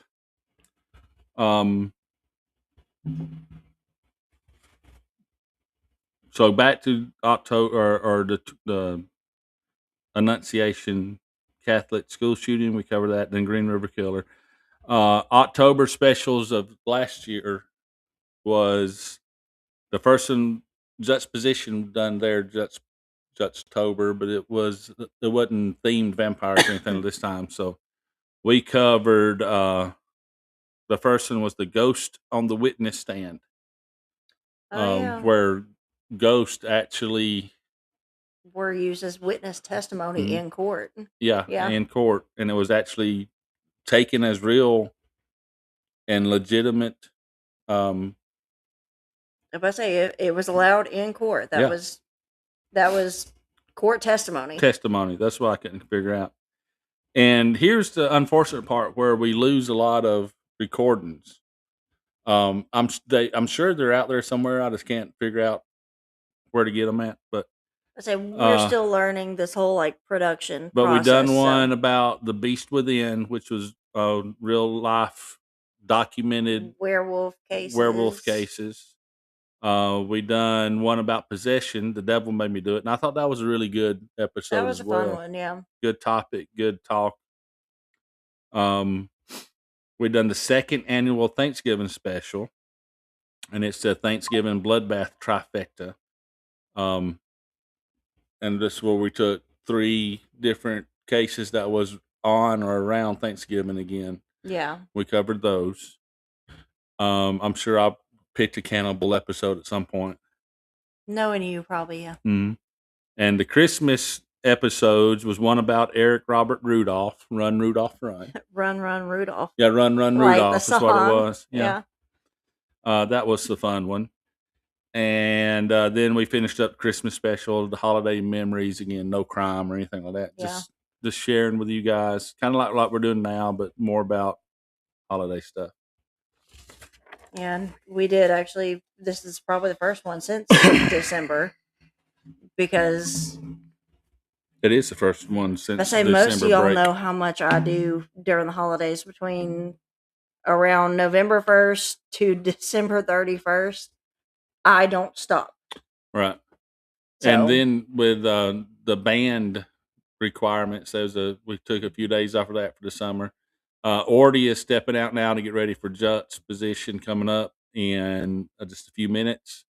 So we don't have much time left either. I want to hand off over to them. That kind of wraps up since we started. Like, I do want more than just a year in review. I wanted to touch on next year. We'll do just the 12 months coverage. Now we do every week. Try to. Obviously, we don't hit every week. In the beginning, we was on Wednesdays, every other Wednesday. Then we went to every other Saturday. And then we try to do every Saturday as the future works out, as we get busy, as other shows come on, as are brought into the family. If we have new ideas for different show types, I know there's one that you're talking about that you might be interested in doing. In 2 of my friends, and that's just more of a but for now, we're going to stick on every week. Try to hit every Saturday. That may change in the future. I don't know, but we're going to try to bring up every Saturday, because unfortunately, there's enough evil and twisted people in the world that we'll stay busy.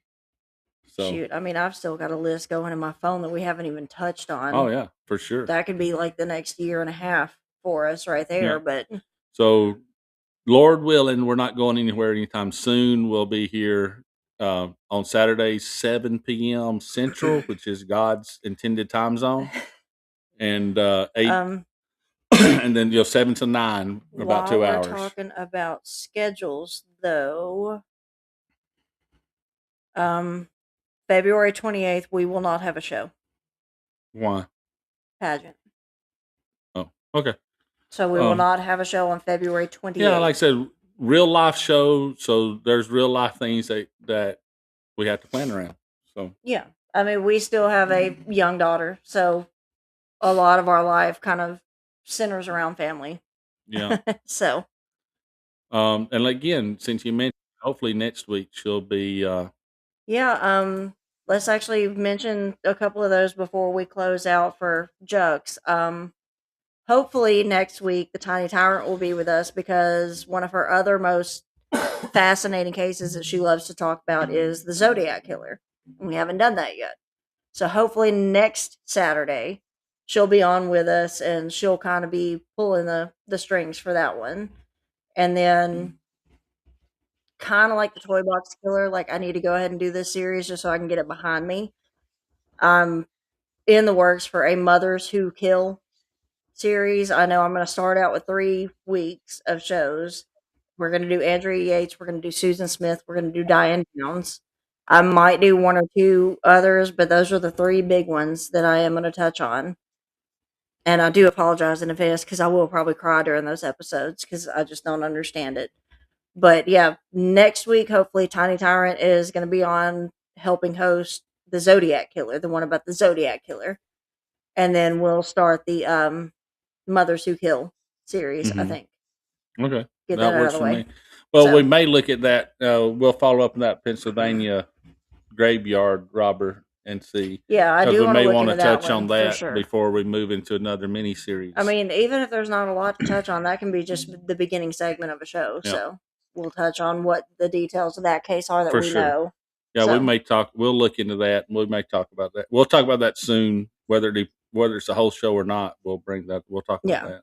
I'll figure out what I can find out Right. about it. So we know Juxtaposition's coming up. I've talked about them earlier. That's Ordy and Rick.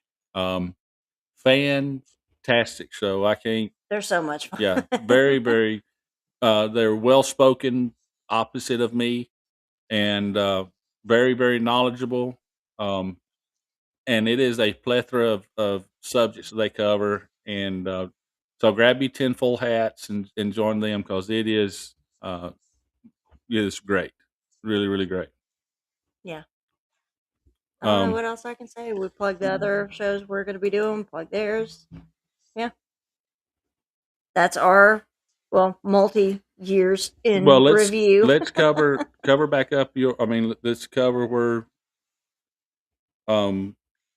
the guests that we can remember. We'll tag. I say I'll make a on list X. of guests. I'm real easy to find. On X, it's at Bumpstock Barbie, and I help run the. You're Bumpstock Ken. I'm Barbie. I'm at Bumpstock Ken, and I help with the FP_forensics, which is the Front Porch Forensics page.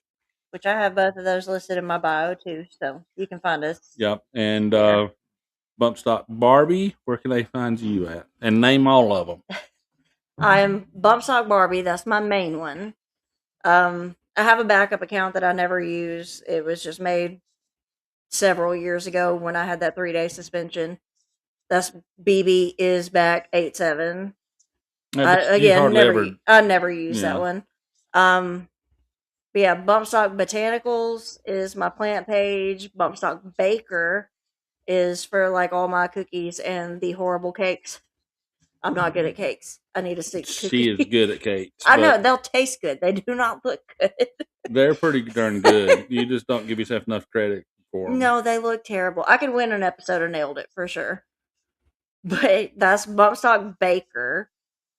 And the FP_forensics is this show's page. And then my Twitchy page, the author page, is listed, the link in my bio too. So you can go read everything I've written. Yeah, definitely Over 3 years now. Check out Twitchy. Again, just all the writers are phenomenal, so check them out.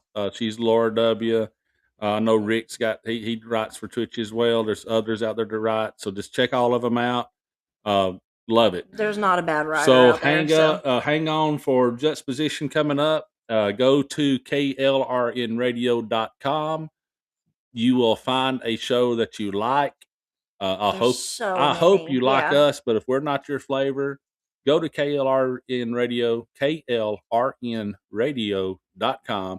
Look on shows, and I promise you, you're gonna find more than one that Something, you're gonna yeah. like. I mean, there's shows about books, there's shows about movies, there's shows about true crime, politics. I'm telling you, We've even done our own productions, like we did The Wizard of Oz and for The Day the sure. Earth Stood Still this past year. Yes. So amazing. So check us out. We love you guys. Thanks for joining us, and we will see y'all next week. Good Lord willing, and the creeks don't rise. We'll see y'all later. Stay for Jux. Bye bye. So this girl's out back behind the bar. She's a good girl. She called a car. You got 3 motherfuckers and a big white van. 2 dumb friends and 1 mean man. Well, she'll fucking kill you. She wins every fight. She's gonna rock your shit by the end of the night. And the only advantage that a killer has is they think they have the right. I listen to a lot of true crime. I listen to it at night. I like the girl talk. It makes me feel alright. I like scary stories and